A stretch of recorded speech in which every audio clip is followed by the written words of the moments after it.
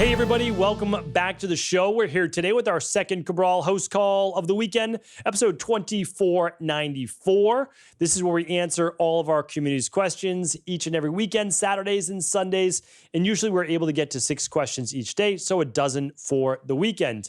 As I always say, I never prep for the show. I always love to be able to be not surprised, but I like to see what the community is saying for the very first time when I open up the Ask Cabral document and I read all of the questions that come in. So that is what we do every Saturday, every Sunday. We love answering your questions.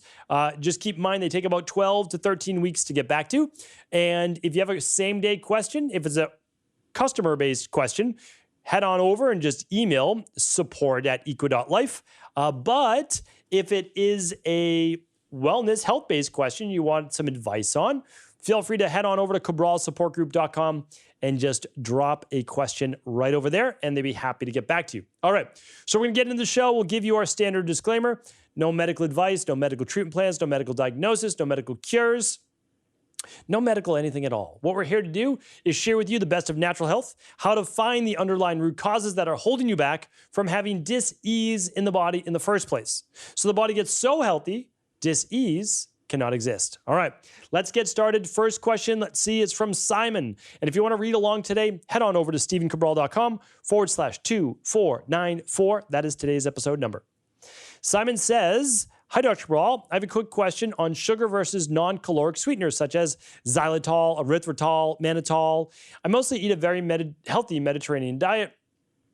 However, sweets are my guilty pleasure. I try not to eat too much sugar and avoid artificial sweeteners at all costs. So lately I've been buying some ice cream and chocolate sweetened with xylitol and erythritol, assuming they would be better for me, but deep down I'm wondering whether a bit of sugar would actually be better than these additives.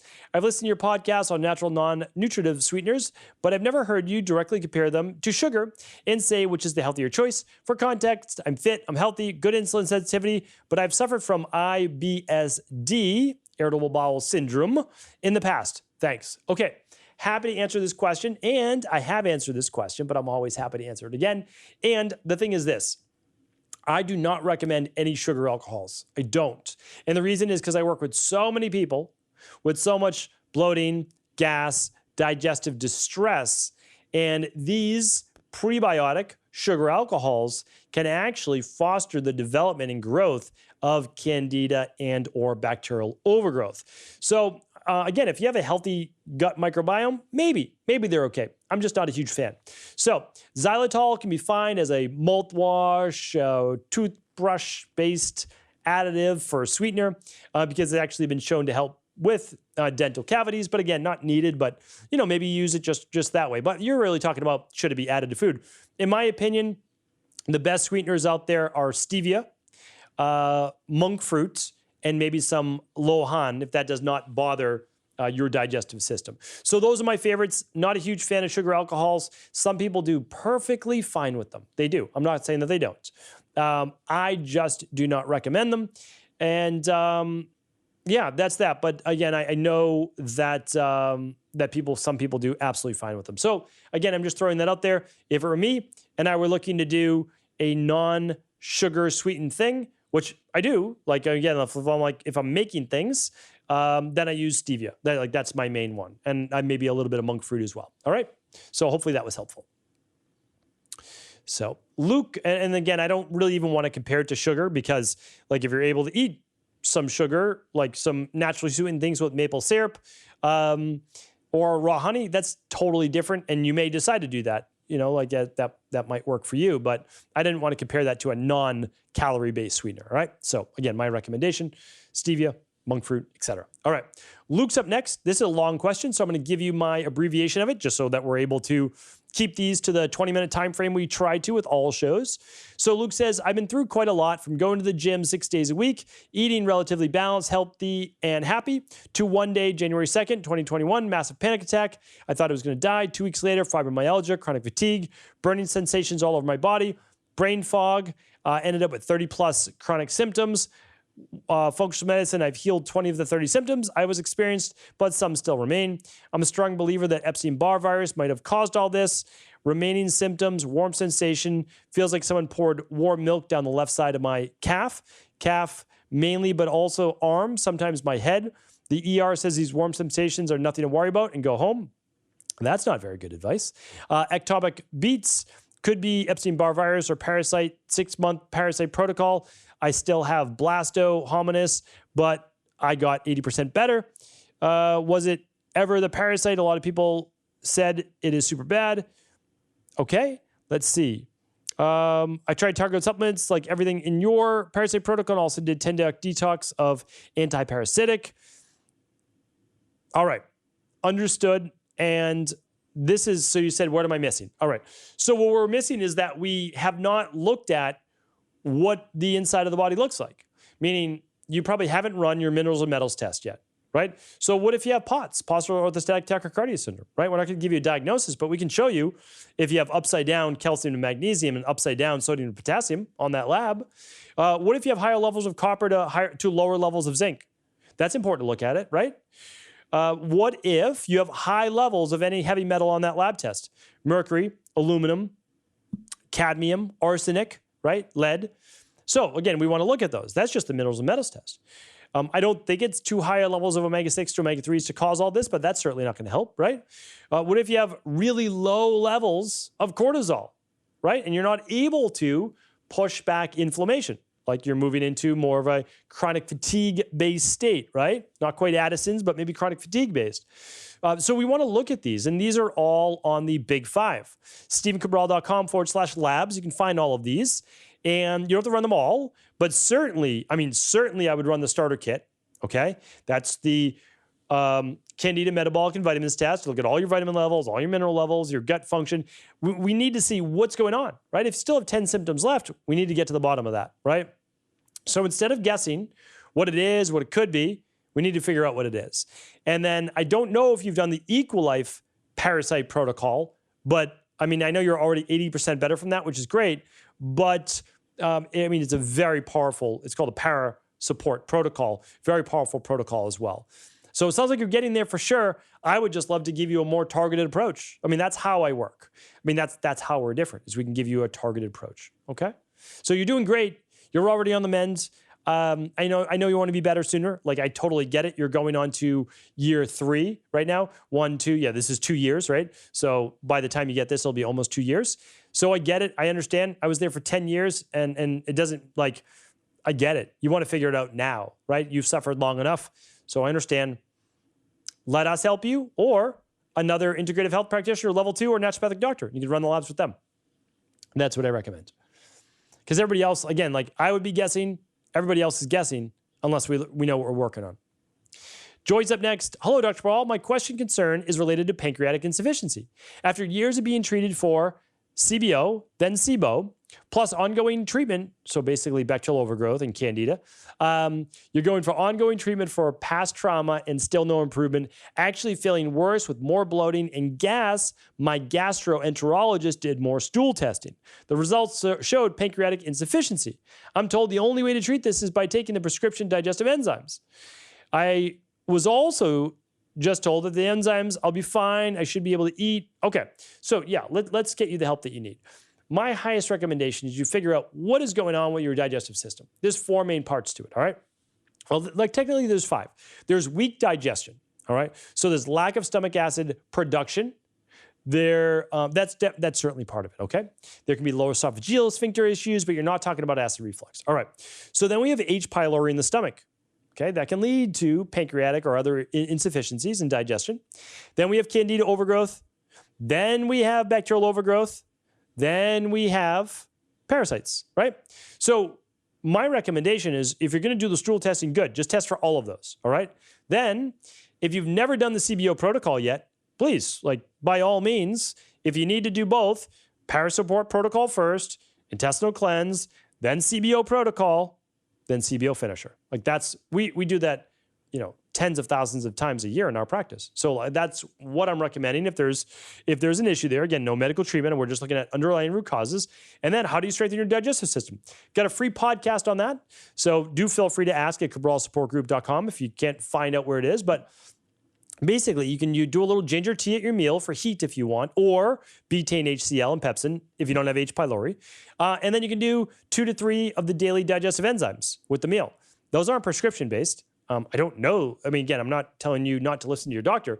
I don't know what prescription digestive enzymes they're talking about, but certainly, we can look towards that. All right. So all of these things can be found, everything I talk about inside of our practice, you can find, because we open source everything, is at stephencabral.com/shop. You can look up Parasupport. You can look up CBO protocol. You can look up daily nutritional support.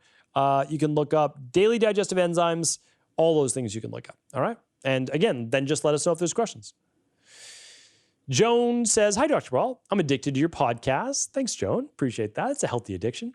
Thank you for sharing your knowledge with us for free. My question, I know you said something to the effect that anything that's wrong with the body can be fixed or reversed, but does that pertain to mental health issues as well? I'm 57. I've been diagnosed with bipolar disorder. I've been taking SSRIs for 30 years. I'm worried that there will be poor long-term side effects. I'm also afraid to wean off because I've tried that and it wasn't pretty. Thank you for your help, Joan. Okay. So yes, I absolutely believe, I haven't changed my mind, that everything is fixable and reversible. Now, there are some things, again, I've mentioned this before. If you have actual, like let's say you got rheumatoid arthritis and you didn't do anything about it for 20 years and you have disfiguration of the joints, literally the bone's fused, or not fused, but it's overgrown. There's all sorts of inflammation there. The inflammation can be gotten rid of, but the bone disformation may still remain. Okay, so that's that. Now, there's also terminal-based issues that have just gone on way too long. So like 2 weeks to live with pancreatic cancer, that's a tough diagnosis, right? Like that's a tough diagnosis. I'm not going to say that it's not. Have some people survived it? Yes. So there's always hope, and you should always keep hope alive. But for anybody not given a terminal-based diagnosis or had any fusing of joints or complete wearing away of the myelin sheath on their nervous system. I mean, they even found that 9 out of 10 cases of Alzheimer's are reversible, except terminal Alzheimer's. And I have free podcasts on all these things as well. So yes, I believe it. Now, SSRIs for 30 years. We need to look at what is going on with underlying methylation issues, digestive issues, and bacterial imbalances in the gut, not enough serotonin being produced, or other factors as well, like in the body. So yes, but yet you can't just come off SSRIs, and I'm not recommending that. So first you figure out what is going on. Second, you start to improve the gut microbiome to produce more serotonin. You improve the gut permeability so that it's normal permeability. You decrease overall inflammation. You start using things like the daily foundational protocol level 2 or level 3, omegas, daily fruit and vegetable blend, the methylated vitamins inside of the daily nutritional support powder, like the daily probiotic support. These are the things that you do, get the body super healthy. Then you're like, oh, I'm feeling really good, even better mood. Let me start working with my endocrinologist, or who would you be working on this? PCP, whoever you might be working on with this, psychologist, psychiatrist, again, whoever you're working with. And then you might say, listen, I want to start trying to produce more of my own serotonin. So I might start using a little bit of activated B complex extra, plus some 5-HTP, and you're going to be working with the practitioner. And I might try to wean a little bit with you, the smallest little bit of the SSRI. But again, I'm not giving medical advice, so that's your choice if you decide to try to wean or not. Either way, I just recommend looking for that underlying root cause as to why you may not be producing as much of the serotonin as you would like or need. Okay? All right, Thomas is up next. What would you do about a high AG ratio? My albumin has been high for 2 years in a row, and this year my globulin level got closer to the bottom of the range, triggering a high AG ratio. I do the quarterly Dr. Ball detox and typically add in blueberries and sweet potatoes day 3 since I'm apt to losing weight. You are the GOAT. Thank you for leading the way to better health around the world. Thank you, Thomas. Appreciate that. All right. So let's see if we can answer your question.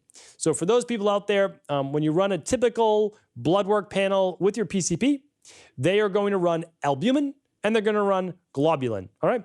So if you have a high level of albumin, I don't know if your doctor told you this, but 90+% of the time it's dehydration. So that's an easy one to fix if that's what it is. Again, not giving medical advice, but 90+% of the time it's dehydration if you have a high albumin level. Now, a low level, totally different. Low albumin level is potentially low stomach acid, kidney issues, liver issues, a lot of oxidative stress. You need more antioxidants, et cetera. So just kind of keep that in mind. Let's see. So that was albumin. You asked about globulin. And this year, my globulin level got closer to the bottom of the range.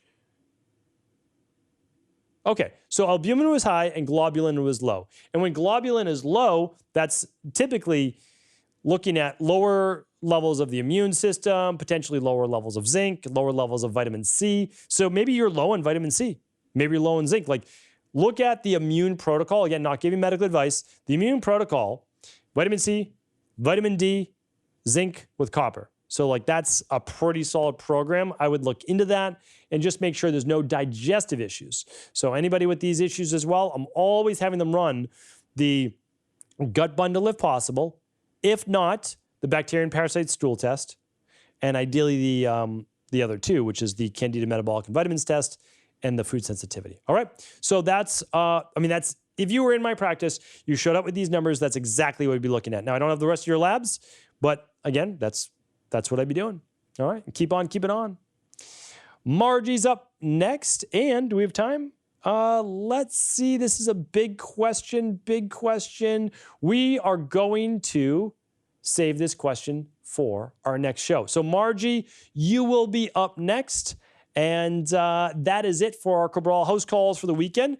Appreciate everybody tuning in. We've got a big week coming next week, so definitely stay tuned. Starting with tomorrow's Mindset and Motivation Monday. Have an amazing rest of the weekend. I'll talk with you tomorrow.